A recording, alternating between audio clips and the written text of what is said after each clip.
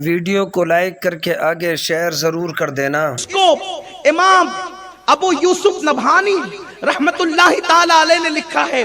سیدنا صدیق اکبر رضی اللہ تعالیٰ عنہ فرماتے ہیں کہ نبی کریم کی تعظیم و توقیر جس طرح کی جاتی ہے، یہ صدیق اکبر کا مسلک ہے، یہ مسلک صدیق اکبر ہے کہ جس طرح نبی کی توقیر اور تعظیم کی جاتی ہے، ایسے ہی رسول پاک کی اہل بیت کی تعظیم کی جائے، اسی طریقے سے اہل بیت اطہار کی تعظیم کی جائے۔ میرے پیارے آقا علیہ السلام کے پیارے دیوانوں، اب کیسے تعظیم کی جائے اہل بیت کی، کیسے توقیر کی جائے اہل بیت کی؟ اللہ اکبر! تو کریم آقا مصطفیٰ جان رحمت صلی اللہ علیہ وآلہ وسلم فرماتے ہیں، اس حدیث کے راوی حضرت سیدنا ابو ذر غفاری رضی اللہ تعالیٰ عنہ ہیں، اور اس کو حضرت امام حاکم نے مستدرک میں نقل کیا ہے، اور شیخین کی شرط پر اس کو حدیث صحیح قرار دیا ہے۔ حضرت امام حاکم لکھتے ہیں اہل بیت کی تعظیم کیسے ہو؟ تو رسول پاک نے فرمایا، میری اہل بیت کو اپنے درمیان وہ جگہ دو، میری اہل بیت کو اپنے درمیان وہ جگہ دو جو جسم میں سر کو دی جاتی ہے، یعنی پورے جسم میں افضلیت سر کو حاصل ہے۔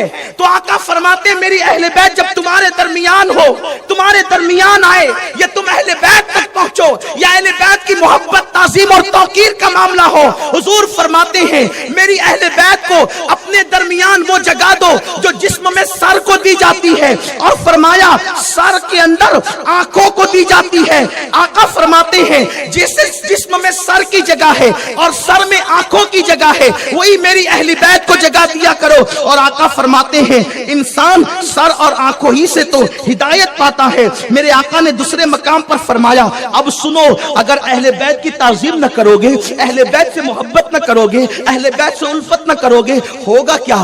آقا کریم فرماتے ہیں، اس حدیث کو بھی جو ہے وہ امام حاکم نے اپنی مستدرک میں نقل فرمایا ہے۔ میرے آقا علیہ الصلوۃ والتسلیم کے دیوانوں، کریم آقا فرماتے ہیں، اور امام ابو یوسف نبہانی، یہ ابو یوسف نبہانی کون ہے؟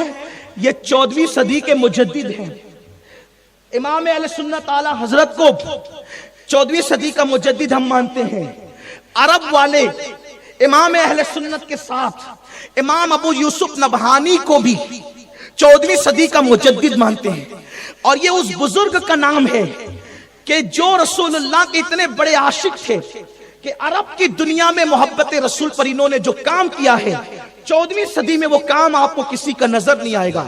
وہ امام ابو یوسف نبہانی لکھ رہے ہیں، حدیث پاک ہے، حضور کی حدیث ہے، میرے آقا فرماتے ہیں ستارے زمین، ستارے جو ہے وہ آسمان والوں کے لیے امان ہے، ستارے آسمان والوں کے لیے امان ہے، جب تک ستارے سلامت ہیں اس وقت تک کہ آسمان پر کوئی گڑبڑ، کوئی جو ہے یعنی اعتدال سے آسمان کا نظام ہٹے گا نہیں۔ اور آقا فرماتے میری اہل بیت زمین والوں کے لیے امان ہے، جب تک کہ میری امت میں میری اہل بیت موجود رہے گی اس وقت تک میری امت میں کبھی قیامت قائم نہیں ہوگی۔ اور آقا کریم علیہ السلام فرماتے ہیں، اب توجہ کریں، آقا فرماتے ہیں جو میری اہل بیت سے مخالفت کرے گا، جو میری اہل بیت سے عداوت رکھے گا، اللہ تبارک و تعالی اس قوم کو اختلاف کا شکار کر دے گی۔ اللہ رب العزت اس کو اختلاف کا شکار کر دے گا، وہ قوم اختلاف کا شکار ہو جائے گی۔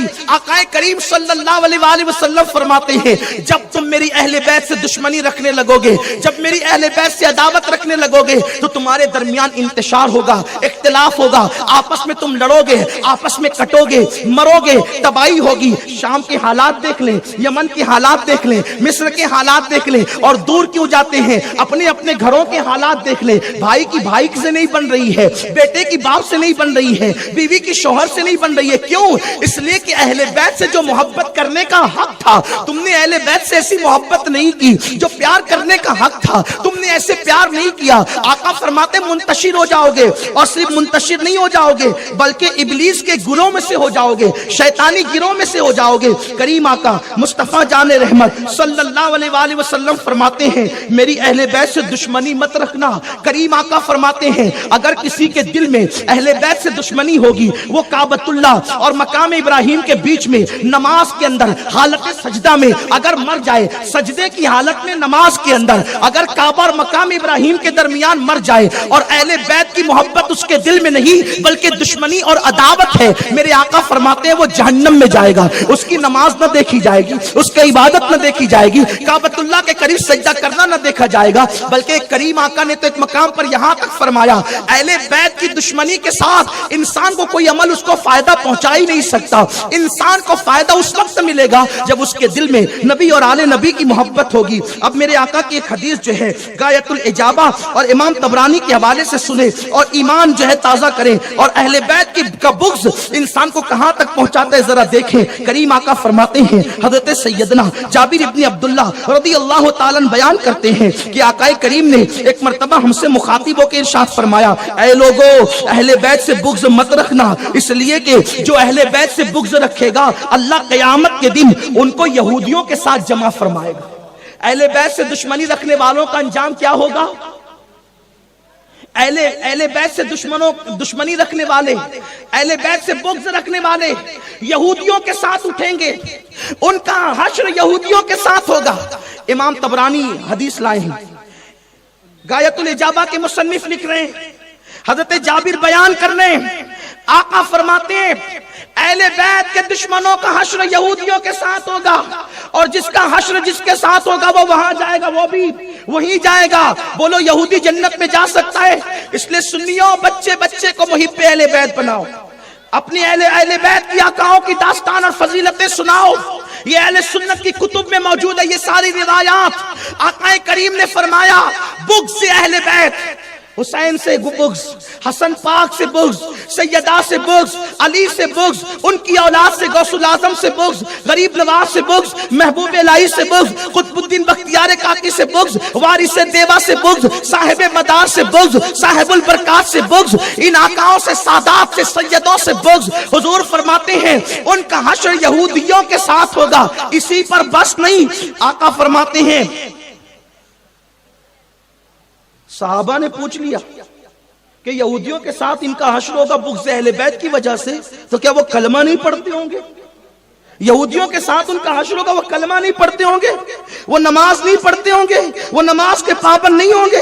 آقا فرماتے ہیں کلمہ بھی پڑھتے ہوں گے، نماز بھی پڑھتے ہوں گے، لیکن اہل بیت کے بغض کی وجہ سے یہودیوں کے ساتھ اٹھائے جائیں اور یہودیوں کے ساتھ حشر ہوگا۔ اور پھر آقا فرماتے ہیں سرکار نے کیا مزے کی بات فرمائی، اہل بیت سے محبت کرنے والوں مقدر پر ناز کرو، مقدر کے سکندر ہو۔ حضور فرماتے ہیں وہ کمینے اور گھٹیا لوگ ہیں جو اہل بیت سے بغض رکھتے ہیں۔ اور دوسرا رخ بتایا، آقا فرماتے ہیں جب میں اپنی ماں آمنہ کے پیٹ میں تھا، توجہ سنیو، امام طبرانی سے پڑھ رہا ہوں، آقا فرماتے جب میں اپنی اماں آمنہ کے پیٹ میں تھا اس وقت اللہ نے میری امت کے ایک ایک فرد کو مجھے دکھایا۔ جب ماں کے پیٹ میں تھا، توجہ، حضور ماں کے پیٹ میں رہے، ایک ایک امتی کو دیکھتے ہیں، قبر کے پیٹ میں رہ کر اپنی امت کو کیوں نہیں دیکھ سکتے؟ یہ محفل بھی حضور کی نظروں میں ہے کہ میرے بیٹے کی محبت میں گاؤں والے دیوانہ وار جمع ہو گئے۔ سبحان اللہ، نعرہ تکبیر، نعرہ رسالت، نعرہ حیدری، نعرہ حیدری، علماء اہل سنت، ذکر تاجدار کربلا۔ بہت تیزی سے چل رہا ہوں، بہت جلدی جلدی چلنا چاہتا ہوں، آپ توجہ کریں۔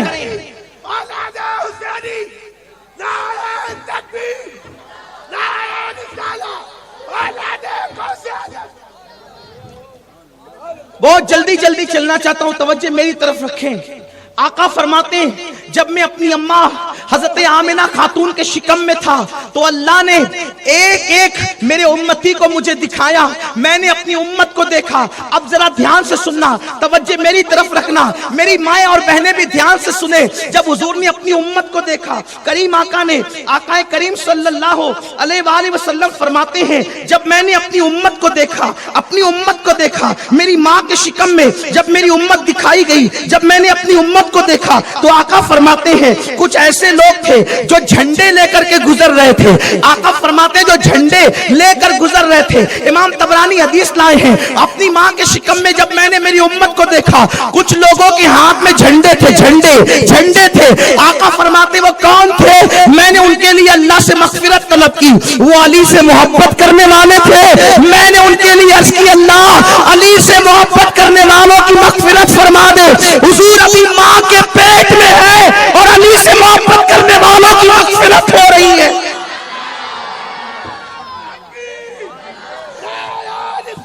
اہل بیت کی محبت کا صلہ اور کیا ہے؟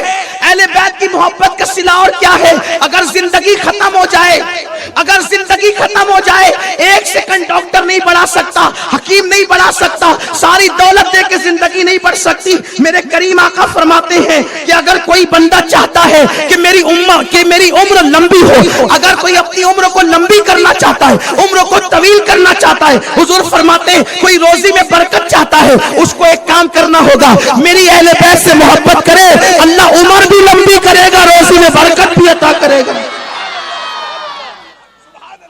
آقا فرماتے ہیں اور اگر محبت نہیں کرو گے، الفت نہیں کرو گے، پیار نہیں کرو گے، آقا فرماتے قیامت کے دن تو تم اللہ کے سامنے پیش کیے جاؤ گے نا۔